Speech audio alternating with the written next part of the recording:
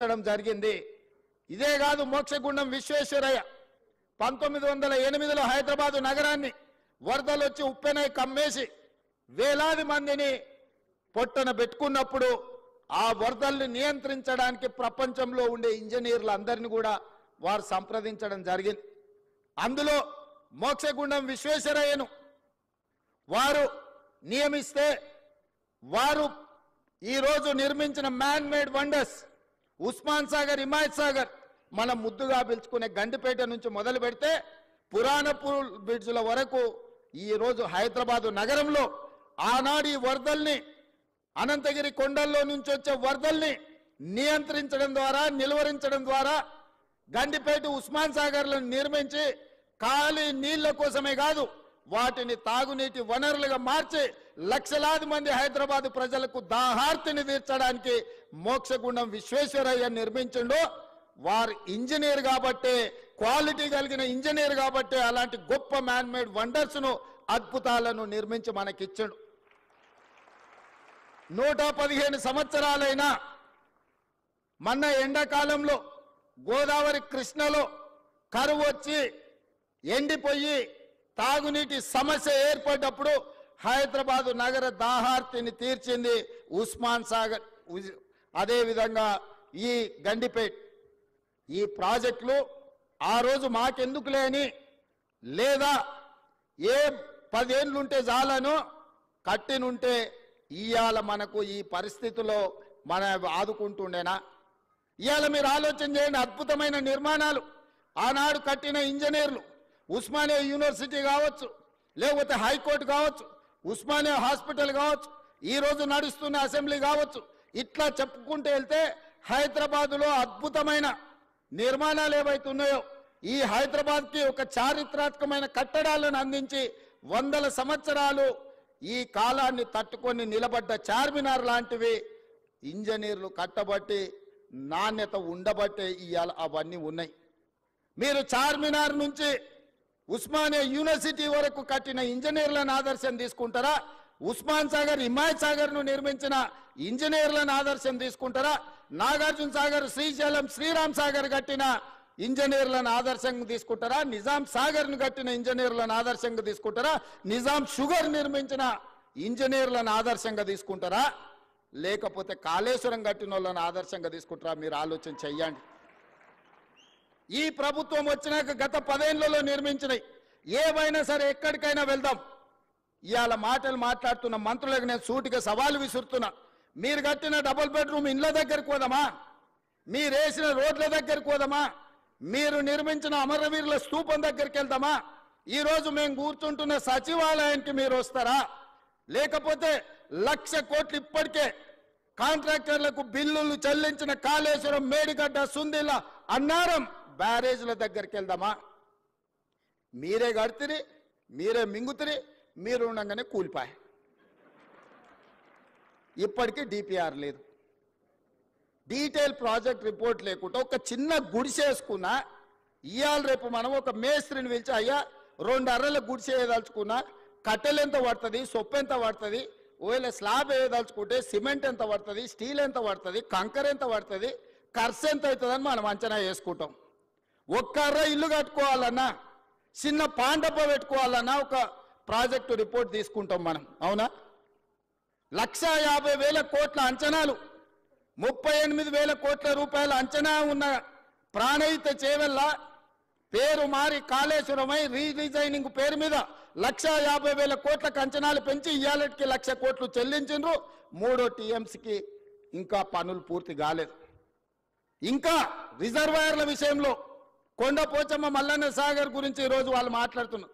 మల్లన్న సాగర్లో ఈరోజు నిపుణులు చెప్తున్నారు, జియోలాజికల్ సర్వే ఆఫ్ ఇండియా వాళ్ళు, అది ఎక్కడైతే నిర్మించిందో భూమిలో వర్టికల్ ఒక చీలిక ఉన్నది. 50 టీఎంసీల నీళ్లు నింపిన రోజు అది కుంగిపోయి భూకంపం వచ్చి ఊర్లే తుడిచిపెట్టకపోతాయని చెప్పి వాళ్ళ సాంకేతిక నిపుణులు నివేదిక ఇచ్చారు. గత ప్రభుత్వం ఏ రోజు కూడా 15 టీఎంసీల కంటే ఎక్కువ నీళ్లు నింపలేదు. అట్లాంటి ప్రాజెక్టు మీద 1,00,000 కోట్లు ఖర్చు పెట్టి ఇవాళ కాళేశ్వరం కట్టినామని చెప్పి మాట్లాడుతున్నారు. నేను ఒకటే అడుగుతున్నా, ఈరోజు జరిగిన ప్రాజెక్టులో జరిగిన కమిషన్ ఈరోజు సాంకేతిక నైపుణ్యం మీద కొంతమేరకే విచారణ చేస్తుంది. బెస్ట్ సాంకేతిక నిపుణులను నియమిద్దాం. మీరు ఎక్కడ కట్టినరు, ఎట్లా కట్టినరు, దీని వెనకాల ఉన్న మర్మం ఏందో ఆలోచన చేద్దాం. ఈ గత 10 ఏళ్లలో జరిగిన నిర్మాణాలు మీరు ఏదైనా తీసుకోండి, మీ ఊర్లో కట్టిన చెక్ డ్యాములు తీసుకోండి, మీ ఊర్లో వేసిన రోడ్లను తీసుకోండి, మీ పల్లెల్లో కట్టిన డబుల్ బెడ్రూమ్ ఇళ్లను తీసుకోండి, లేకపోతే చిన్న చిన్న గ్రామ పంచాయతీ కార్యాలయాలు నిర్మిస్తే కూడా గత 10 ఏళ్లలో ఏం పనులు చేసిరో మీరు ఒక్కసారి చూడండి. నేను ఎందుకు ఈ మాట చెప్తున్నా అంటే 100 సంవత్సరాల అనుభవం ఒక్క పక్కన ఉంటే 10 సంవత్సరాల దుర్మార్గమైన ఇంకొక అనుభవం ఇంకొక పక్కన ఉంది. అందుకే ఈరోజు మీరు ఆలోచన చేయండి. ఒక పెద్ద మనిషి, ఒక అధికారి నాకు చెప్పిండు, సార్ రాజకీయాలలో ప్రభుత్వ ఉద్యోగాలలో 3 దిశలు ఉంటాయని. 3 దశలు ఏంటివంటే చేరినప్పుడేమో గరం ఉంటారంట, కొంత దూరం పోయినాక నరమవుతారంట, చివరికి వచ్చేవరకల్లా బేసరం అవుతారంట. దయచేసి చేరినప్పుడు ఏ గరంతో ఉన్నారో మీరు ఉద్యోగ పదవీ విరమణ చేసే వరకు అదే గరంతో ఉండండి, తెలంగాణను నిర్మించండి. ఏ సూక్తి అయితే ఉన్నదో మొదట్లో గరం, తర్వాత నరం, మూడోసారికి వచ్చేవరకల్లా బేసరం అనే ఏదైతే ఉందో నానుడి, ఈ నానుడి నాకు మీకు మాత్రం ఎట్టి పరిస్థితుల్లో వర్తించకుండా ఉండాలి. మనం ప్రజలు అత్యంత విశ్వాసంతో మనకు అవకాశం ఇచ్చిండ్రు, ఆ విశ్వాసాన్ని నిలబెట్టుకోవాల్సిన బాధ్యత మన అందరి మీద ఉన్నది. ఇవాళ నేను ముఖ్యంగా 1-2 విషయాలు గుర్తు చేయదలుచుకున్నా, మీరు ఆలోచన చేయండి. గతంలో ఎన్నికలు జరిగినాయి. 2019 ఎన్నికల తర్వాత ఫలితాలు ప్రజలు పార్లమెంట్లో ఇచ్చిండ్రు. వినోద్ కుమార్ గారిని ఓడించారు, కల్వకుంట్ల కవిత గారిని ఓడించారు. 6 నెలలు తిరిగే లోపల ఒకరికి ఎమ్మెల్సీ ఇచ్చిండ్రు, ఒకరికి ప్లానింగ్ కమిషన్ వైస్ చైర్మన్ ఇచ్చిండ్రు. వాళ్ళ కుటుంబ సభ్యులకు ఉద్యోగం పోతే ప్రజలు తిరస్కరిస్తే, ప్రజలు తిరస్కరించింది కాబట్టి పక్కన పెట్టాలని ఆలోచన చేయకుండా ఎంబడే వాళ్ళ కుటుంబ సభ్యులకు నియామక పత్రాలు ఇచ్చింది. కానీ 2017లో నోటిఫికేషన్ ఇచ్చిన మీ ప్రిన్సిపల్స్ని ఎందుకు నియామకం చేయలేదు? 2017లో నోటిఫికేషన్ ఇచ్చిన ఫిజికల్ ఎడ్యుకేషన్ టీచర్స్ని ఎందుకు నియామకం చేయలేదు? తన కుటుంబానికి ఒక నీతి, మన కుటుంబాలకు ఇంకొక నీతి. ఇదే ఆ కుటుంబం నీతి. ఇంతకంటే ఉదాహరణగా నేను చెప్పాల్సిన అవసరం లేదు.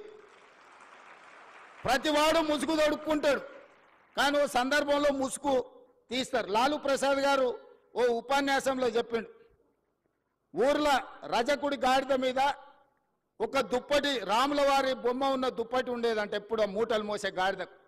అది ఊర్లో ఎవరు చేనులో మేయడానికి పోయినా అక్కడ ఆ చేను వాళ్ళు కొట్టకపోను చూడంగానే దండం పెట్టేదని. గాడిద ఏమనుకున్నదంటే నాకు ఇంత గౌరవం ఉంది, ఈ మొత్తం ఏ గడ్డి అయినా మేయొచ్చు అని ఊరి మీద పడి తింటా ఉన్నది. ఓ రోజు ముళ్ళ చెట్ల నుంచి పోతుంటే ఆ పైన వేసిన బొంత మీద ఉన్న రాముడి బొమ్మ ఉన్న బొంత ఆ చెట్టుకు తగిలి అది బయటికి పోయింది. గాడిద చేనులకు పోయి మెయ్యంగానే దుడ్డు కర్ర తీసుకొని కొడితే నడ్డి ఇరిగింది. ఎందుకు చెప్తున్నా అంటే ఆయనకు కూడా తెలంగాణ ఉద్యమం అనే ఒక ముసుగు, రక్షణ కవచం కొంతకాలం ఉన్నది. ఆ తెలంగాణ ఉద్యమం కోసం మీరు అందరు చేతులు ఎత్తి దండం పెట్టారు. అది వారి గొప్పతనం అని వారు అనుకుంటున్నారు. అది తెలంగాణ ఉద్యమం యొక్క గొప్పతనం, విద్యార్థిని నిరుద్యోగ యువకుల యొక్క త్యాగం. ఇవాళ ముసుగు తొలగింది కాబట్టి ముఖం జల్లక ఆయన ఎక్కడున్నాడో ఇక ఈ పిల్లలు రోడ్ల మీద పడి నోటుకొచ్చింది మాట్లాడుతారు. 10 ఏళ్లలో మీరు చేపట్టని నియామకాలు 10 నెలల లోపల ఈరోజు 60,000 ఉద్యోగ నియామకాలు. రేపు 9 తారీఖు నాడు ఎల్బీ స్టేడియంలో 11,063 టీచర్ల ఉద్యోగ నియామక పత్రాలు అందించడం ద్వారా తండాలలో, గూడాలలో, మారుమూల పల్లెల్లో ఉన్న పేదల పిల్లలకు విద్యను అందించాలి, పాఠశాలలు ప్రారంభించాలి. దళితులు, గిరిజనులు, ఆదివాసీలు, బలైన వర్గాలు, మైనార్టీల పిల్లలు విద్యకు దూరం కావద్దు అని 11,063 మంది టీచర్ల నియామకాలు దసరా కంటే ముందు 9 తారీఖు నాడు సాయంత్రం 4 గంటలకు ఇవ్వబోతున్నాము. ఇది మా చిత్తశుద్ధి, ఇది మా బాధ్యత. నేను గొప్ప అనుకోవడం లేదు, ఇది బాధ్యత అనుకుంటున్నా. ఎందుకంటే తెలంగాణ నిర్మాణంలో పిల్లలు చదువుకున్నప్పుడే ఇవాళ మీరైనా మేమైనా ఈ వేదిక మీద ఇక్కడికి రాగలిగినామంటే మనం చదువుకోవడం వల్ల ప్రభుత్వ పాఠశాలల్లో టీచర్లు మనకు చదువులు చెప్పడం వల్ల 90% ఇక్కడికి వచ్చిన వాళ్ళు గవర్నమెంట్ స్కూల్లో చదువుకున్న వాళ్ళే నాకు తెలిసినంత వరకు. ఇలా పాఠశాలలు మూసేస్తే ఏమవుతుంది తెలంగాణ రాష్ట్రం? ఒక్కసారి ఆలోచన చేయండి. ఒక్క రోజైన బాధ్యతతో ఆలోచన చేసిండు ఆయన? ఒక్క రోజైన అసెంబ్లీలో చర్చ జరిగిందా? ఈ ప్రభుత్వం వచ్చినాక తెలంగాణ అసెంబ్లీలో చర్చలు మీరు చూస్తున్నారు కదా, బాజాబ్తా చర్చ పెడుతున్నాం కదా, మాకేం దాపరికం ఉంది? ఇవాళ మీరు ఇంజనీర్లు చాలా వరకు మున్సిపల్ కార్పొరేషన్లో కూడా మీరు చేయబోతున్నారు. మీ చేతుల మీద ఒక అద్భుతం జరగబోతుంది. రీజనల్ రింగ్ రోడ్ 360 కిలోమీటర్ల రీజనల్ రింగ్ రోడ్ మీ చేతుల మీద నిర్మాణం కాబోతుంది. రేడియల్ రోడ్స్ మీ చేతుల మీద నిర్మాణం కాబోతున్నాయి. ఫ్యూచర్ సిటీ ఎయిర్పోర్ట్కు కూతవేటు దూరంలో ఫ్యూచర్ సిటీ ఫార్మర్ సిటీ నిర్మాణం కాబోతుంది.